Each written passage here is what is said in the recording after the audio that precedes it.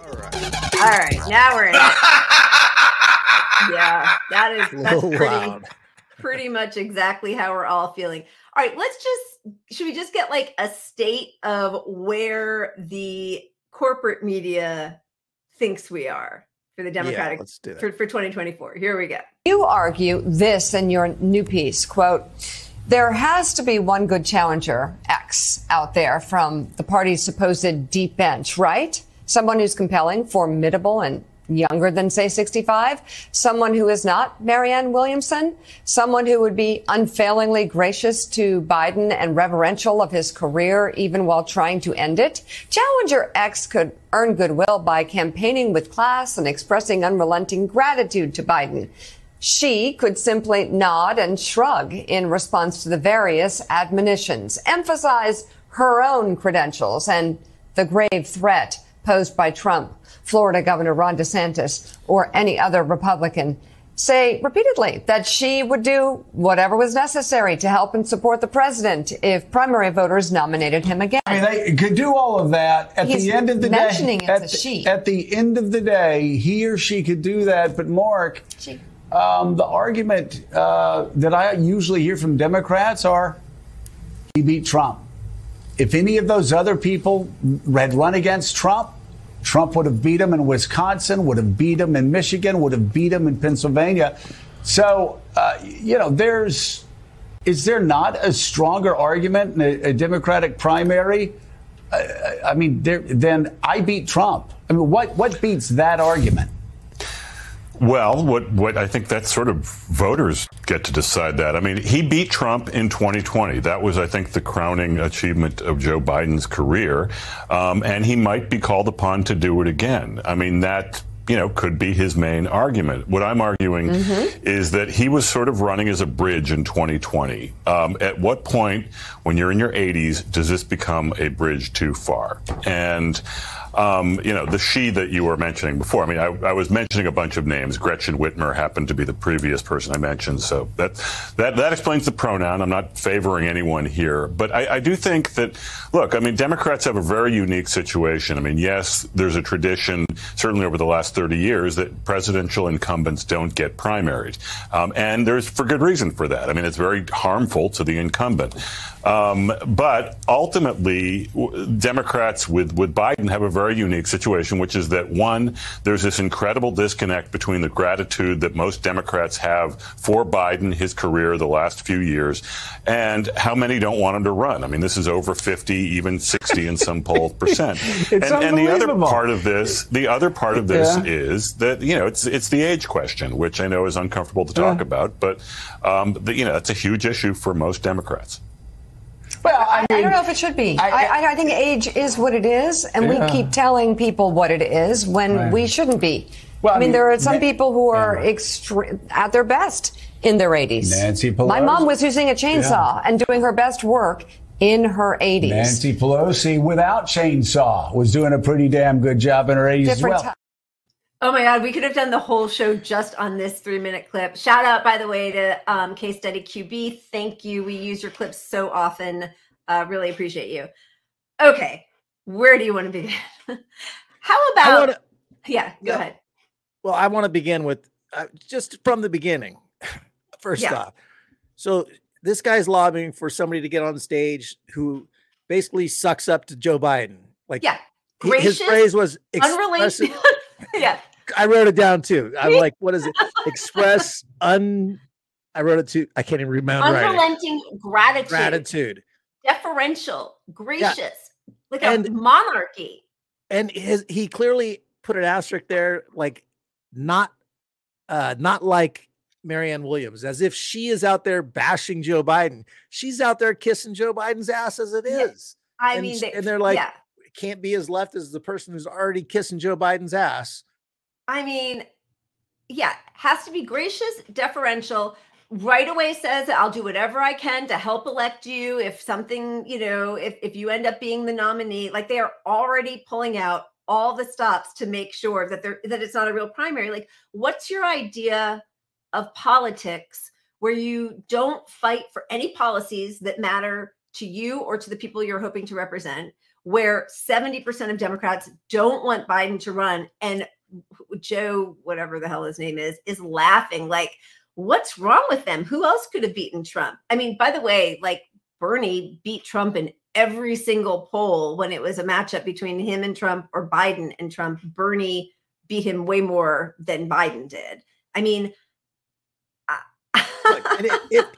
if you're going to try to win the primary, you are not going to express unrelenting gratitude. Have we learned nothing? Did they learn nothing from like watching Trump come in and go, fuck this guy, fuck that guy, this guy, yeah. He just shredded them. You don't kiss their ass.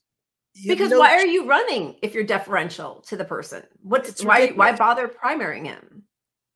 Well, they changed all their theories on politics that existed forever, which was in politics, a staple has always been, okay, you want to have a tough primary so that all your flaws can be exposed and overcome in the primary. Before the general. Yeah. Before the general. So, right. So Trump doesn't have this level when he levels the attack that your primary challenger already You've already handled it. You've already debunked it. It's not a big gotcha moment. You're not going to get slayed by Trump because he brought up your tax record from the 40s or whatever the hell it is. Right. Yeah. And then if you ever bring up any differences between yourself and the person you're running against, you're showing disunity. Can't we all just get along? Like, I honestly, this idea, it's just a team to them. It's so ridiculous.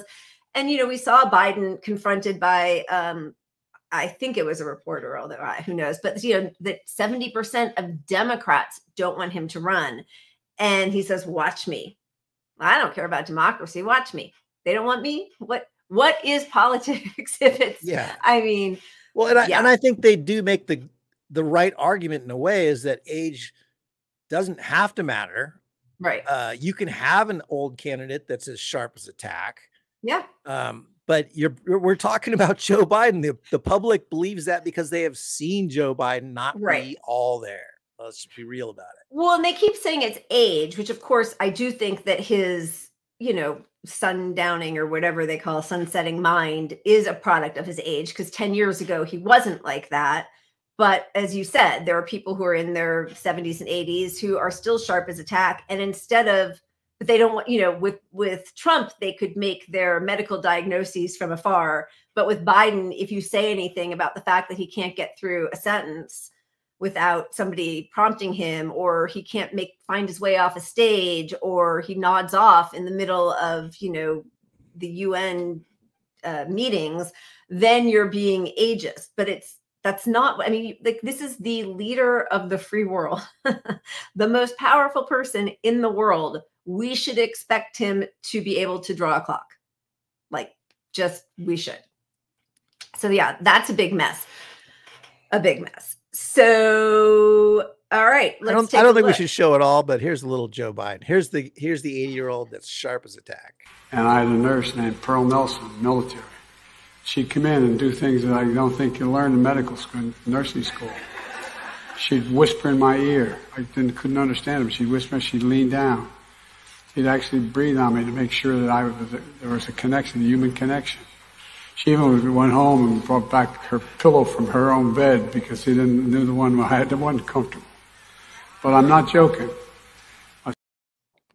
Oh my God. I just vomited in my mouth. How is he still talking about things like this in 2023 when there have been so many sex pest rumors, sexual assault rumors, accusations, and he's still going to get up there on a stage and barely stammer through some skeevy, smarmy, just awful. And the thing that all these news shows are ignoring about him is that, why they won't talk about why he got elected, why he beat Trump the first time around. Yeah. Beat Trump because we're in the middle of COVID and Trump was an absolute fucking idiot on COVID. And it was clear as day I've falsely thought at least Biden, I didn't vote for Biden, but I thought at least he would be better on COVID and listening to some basic science stuff. Yeah. And instead, he's ignored it all every bit as much as Republicans would have. Yeah. So that's what put him over the top. That's gone now. Yeah. Yeah. And now, and you know, just the fact that they're going to keep saying who else could beat Trump. I mean, that's going to be the only, it's going to be this manufactured narrative about electability, which is self-fulfilling. Yeah. And you know, we're all kind of ambivalent on Bernie, you know, in a lot of ways. I mean, as far as running, I'm not going to get out there and pump him up and do things I did the last election. But I mean, the reality is he still would beat Trump. If you put him head to head, he's going to beat Oh my Trump. God, 100%. No questions asked. They're already leaving him off most polls because they know that, which is also why they're talking about age, right? Because that would, like, they're just trying in general. Yeah, in general. Not your specific mental incompetence. Stability. Yeah. But here's the latest Harvard-Harris poll. Not great for Democrats. Donald Trump, our little logo is above it. And so now I can't even see. But the only person, sorry, oh my God, too many buttons for me. There we go. I beat you. Wait a minute. Okay. Here. Remember when we did the marijuana week? Yeah, that was good. That was good. For all our pot smoking friends. Oh my God, Pat. I'm not going to push a button. You push it. Okay, so Donald Trump is a 2% positive. Ron DeSantis 13% positive, but with a lower favorable. So like it's a kind of a weird gap. Then Elon Musk, whatever, and then Bernie. Bernie is the next person who could possibly run, and he is with the highest favorables. And I mean, again, it's like what, 14 years in a row now he's been the most popular politician. They are leaving him off almost every poll I see, like the Morning Consult and all that, because the truth is, it doesn't matter if it's Bernie. I know we all know this. It doesn't matter if it's Bernie. It's the policies that he stands for and espouses sometimes that are popular. And that's what they're really reacting against. And they just don't want those policies anywhere in the mix. So they're just going to focus on who can beat evil Trump. Yeah. And they're kind of trying to link Marianne Williamson to Bernie's policies and Bernie's beliefs and leftist stuff. And I mean, the reality is she's no Bernie Sanders. I'm sorry, people that love her. I don't hate her. I think she's means well. But you know, by making her the face of the Bernie stuff, it's another way to take down the Bernie stuff. Because if she's exactly, and if she's deferential to Biden, it's like everyone on the left should be deferential to Biden too. It's the same stuff we've been through. Exactly. Yeah, they're using her as a proxy, not a straw man, but sort of to target all of their anti-Bernie screed. And unfortunately, as you said, she has had plenty of kind words to say about Biden. There are aspects of her I really do like, but just like with Bernie and all the progressives, she, has said that he's doing a fairly good job, that he has some good progressive policies, that, they're running cover for him in a way that shows they are not serious about taking him down. It's like adding to the discourse. Like, let's just get these ideas out there. And I think, when you look at somebody like Shama Swan, who takes it very seriously and is fighting for an improvement on material conditions, like very tangible change, or, I just want to get some ideas out there on the stage. And I mean, I know we talk about this all the time, but you don't need to convince the public anymore that we need Medicare for all. The majority of the whole public, Republicans, Democrats, Independents, they're convinced. Same with, Green New Deal, same with a living wage, same with, legalizing pot, reducing, money going to cops and having it go to other programs, like all of that's popular. The only people it's not popular with are the people in the halls of Congress because of their donors. Yeah. I mean, what you need to do is convince the public that you are a safe bet to beat the Republican. That is it, because that's how they turned the entire public against Bernie within a week. Yeah. They convinced them that he could lose to Trump, and that was it. And they got everybody to line up and say that. So if you're already, if someone in the public is inclined to believe that argument that, oh my God, only Biden can beat Trump. Well, you have to take Biden down. You have to show that he's not the guy who can do it. You need to attack his weaknesses. You need to expose his weaknesses. And in 2020, those weaknesses were that he wasn't very credible. They were that he was out there sniffing hair every 5 seconds. They were that he wrote the crime bill. They were, all these things that Bernie didn't attack him on. Made him a viable candidate, where Bernie could have flipped the whole script and said, look at all these reasons Trump is going to shred this guy. If he had done that, he'd probably be president. I'll be honest. I agree. They might, they might have found another way to take him out. I mean, probably what would have happened, as I'm sure you remember, is at the beginning when it seemed, not the beginning, but after, when Bernie really had momentum in February of 2020 and then won the first 3 states, both Hillary Clinton and Biden were asked if they would get behind him if he were the nominee, and neither one of them said that they would. And they knew that that meant it was Trump versus Bernie, and they would rather throw their hat in. And Howard Schultz, also Mike Bloomberg. I mean, so for the Democratic Party to start lining up behind Mike Bloomberg, which they were starting to do. It's just anybody but Bernie. Yeah. And it's because, I mean, the reason that Bloomberg spent $1 billion of his own dollars was it was worth losing, flushing that down the toilet and not having Bernie be president. And they were that worried that Bernie would beat Trump. It's not because they thought he would lose to Trump. It's because they thought he would win. That is and why. And for Bloomberg, you're right. It was just simple math question. Spend a little, which is $1 billion, to make more than $1 billion by not having Bernie there. That's right. That's right. Yeah, we need Molotov cocktails. All right. So and unfortunately, we've got Bernie saying that Biden's a more progressive president than he was as a senator, which, I mean, it's only in headlines. It's not in any reality. Then we've got these headlines. Joe Biden is Bernie Sanders from the Wall Street Journal. So take that with a large fucking barrel of salt.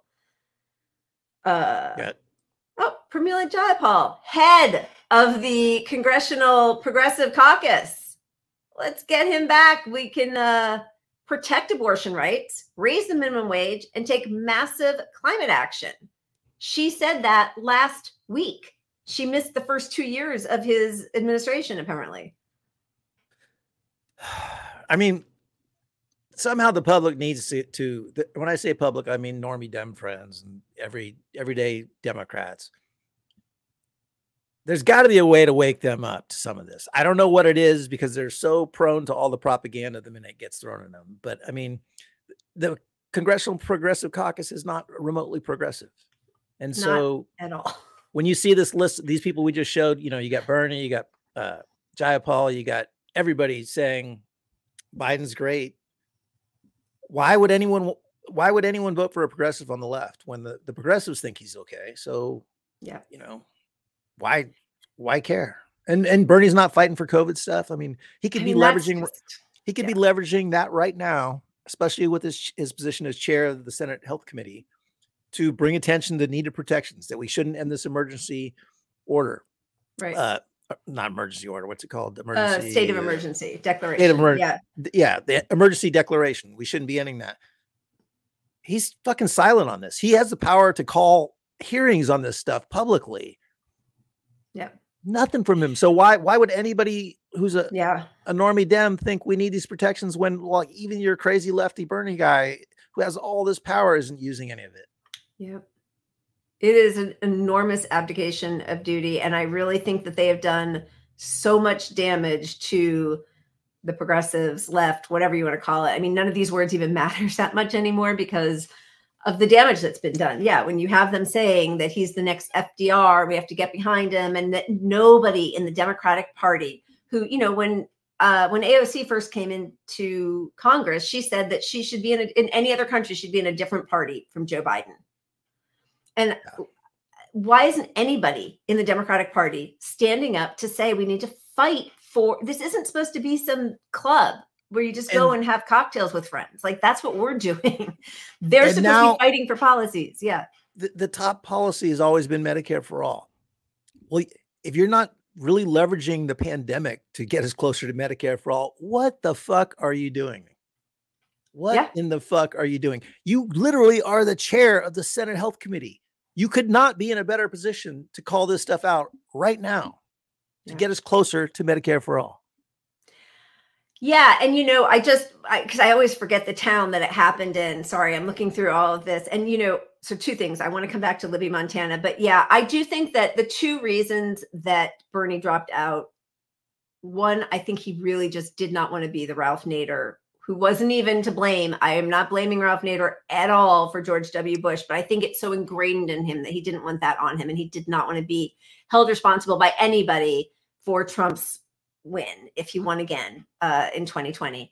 But the other thing was, it was the beginning of a deadly pandemic. We didn't know what was going on. And, you know, I remember because I was doing that Bernie victory captain stuff and like calling people and trying to get them to the polls. And then we were trying to do write-ins so that we could get write-in ballots for people so they didn't have to walk into the polls. And there was then that whole campaign from Biden and what's her name, Simone Sanders, saying that Bernie's saying we should just delay for a few weeks so we could get people mail-in ballots would be the end of democracy. And then Governor Cuomo saying that if we didn't hold the primary, the New York primary on the day it was supposed to be, if we held out just to get those mail-in ballots out to people, he would take away delegates from Bernie. So I do think that part of the reason Bernie just walked away is he didn't want to send people out to die in the middle of pandemic, and the Democratic Party was willing to kill the hostages. Yeah, I agree. And I'm not going to be critical of that and too much. I mean, it was our opportunity to get stuff done, but life happens, the pandemic happens. There's all these unpredictable moments. And I think he kind of blew in a big way in retrospect. Yeah. But let's just, to me, I'm looking at now. And 100%. Yeah. I don't think Bernie's a sellout. I just think he's now within the group, and he thinks the best way to work with the group and get marginally progressive things passed is to not ruffle their feathers at all. Yeah. And yeah, but you know, as you said, now is the time to do it, because just like, so Libby, Montana had an asbestos poisoning outbreak a few years ago, and Max Baucus, who was their senator, even though before that, like a couple of years before that, he had basically tried to call the cops on people who were agitating in the halls of Congress to get Medicare for all or some kind of single payer bill. And he shut that down. When it came time to help protect the people in Libby, Montana, who were being poisoned by asbestos, they had this, I think, is it Section 1881A of the Social Security or something, that in a state of emergency, basically they enacted, it's the one town in this whole country that has Medicare for all, because they were going to, they were being poisoned. They all needed healthcare, and it was going to need to go on for a long time. And I know people are talking about it now for East Palestine also. That should be declared a state of emergency. They should have it. Of course, it should be in Flint, Michigan. I mean, first of all, we shouldn't poison our people. I mean, this is just, I can't even believe we're having these conversations. But Jackson, Mississippi, like, yeah.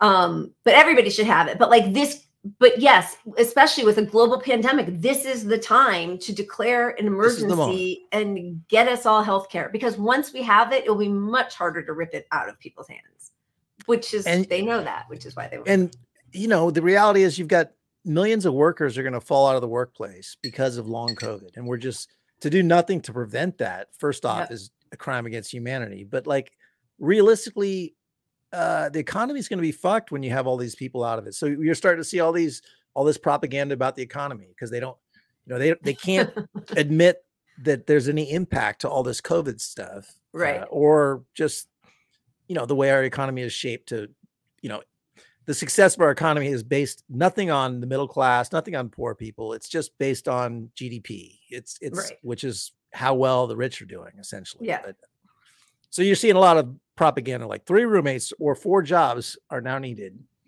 This is actually not propaganda. That's an actual. This is just telling you the truth. But it's funny that it's coming out through Zillow, who has like embarked on this scheme to find out comps in different neighborhoods, and they buy them all these single family units up with cash and inflate prices, and then they'll like make the next house $15,000 more, which inflates the price of all the other houses that they bought. Like they're the reason that we are going to become a rental BlackRock, right? That we're just going to become a nation of renters, that nobody can afford forget buying a house. You can't even afford rent. Yeah. If you have money, you can make money. If you don't have money, you can't afford rent. Exactly. That's what we're at. Hey, but here's some propaganda for you. Hey, fellas, here comes a 60-year career. As people live longer, sorry, I had to take a liquid sip of joy. I could hear your angst. Sorry, I hope you all weren't waiting for me to read something. I have to take a shot of vodka. As people live longer, healthier lives, the traditional 40-year career will become a thing of the past, but that's going to require a new mindset and a lot more planning. That is not the reason that we are going to have a 60-year career. We are not living longer, as we know. I think it's the first time in the history of the United States that in several consecutive years, life expectancy has decreased. I mean, I think it dropped about 2 years since the pandemic, and we don't even have the effects of long COVID. We don't know. Like, life expectancy for people who have long COVID could be 5 years.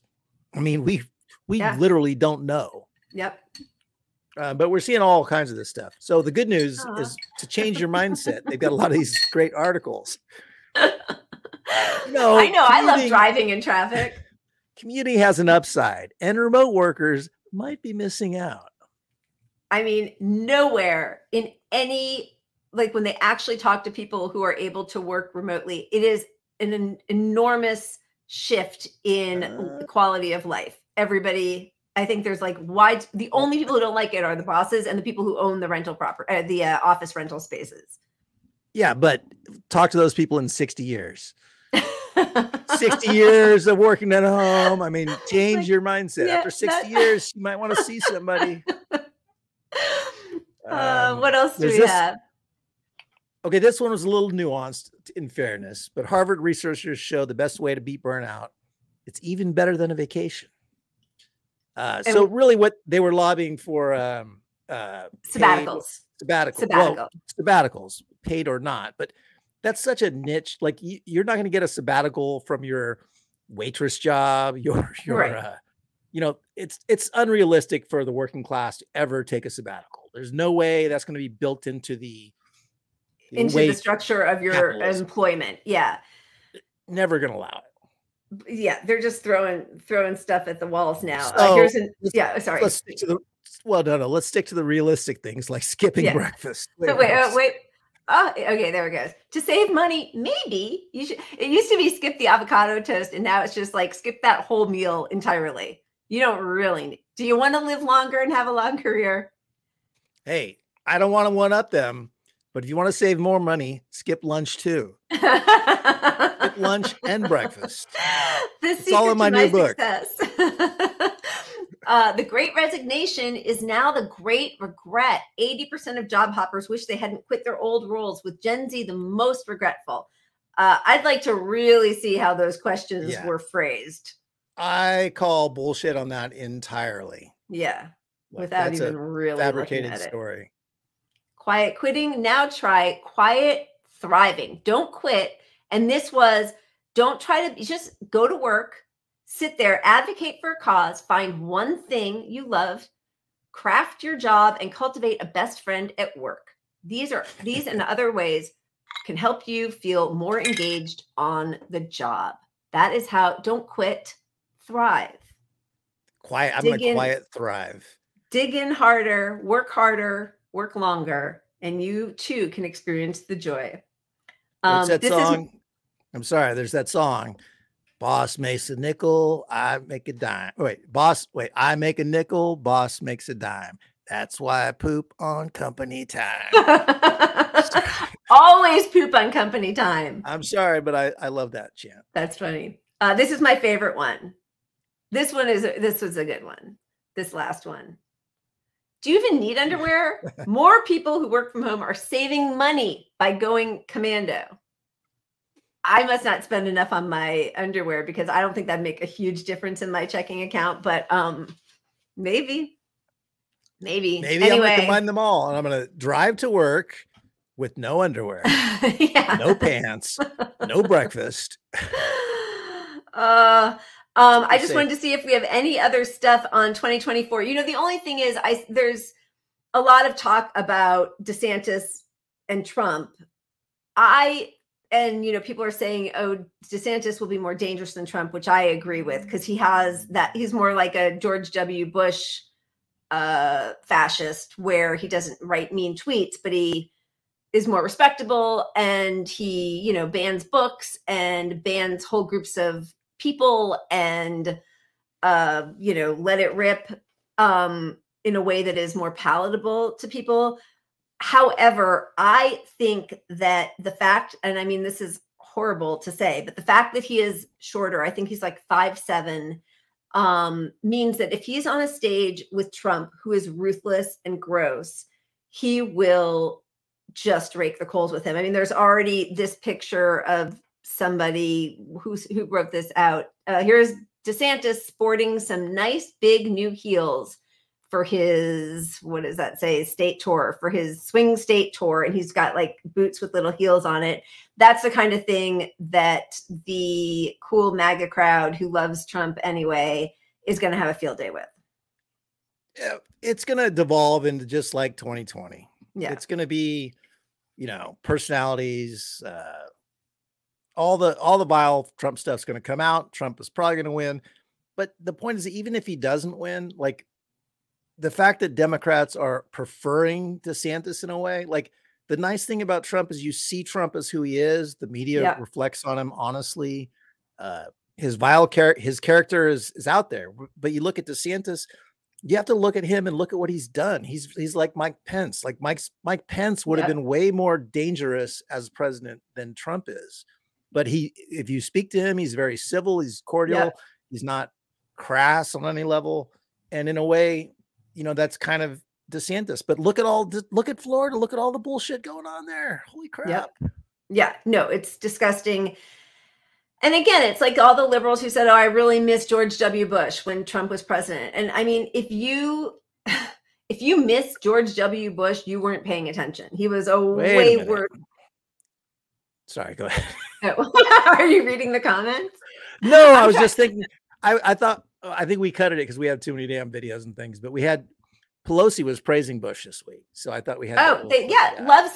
Loves him. She knew that he lied about weapons of mass destruction and decided not to try to impeach him. That's an impeachable offense. That's a war crime, lying us into a war. Is it though? Yeah, but they just, the only person that is completely like beyond, there are two people, Trump and Bernie, and that's it. Everybody else they can handle. I got to have another shot. I think we should spin the wheel. All right, let's do the wheel. Do you have more to say about it? Sorry, I didn't mean to cut you off. I could go on for hours without any facts or data or slides and just complain about people. Let's do it. Lila, when you and I split up and this show is no longer, that's going to be my show. I'm just going to have my bar. I'm going to turn on the camera. You're never going to lose me.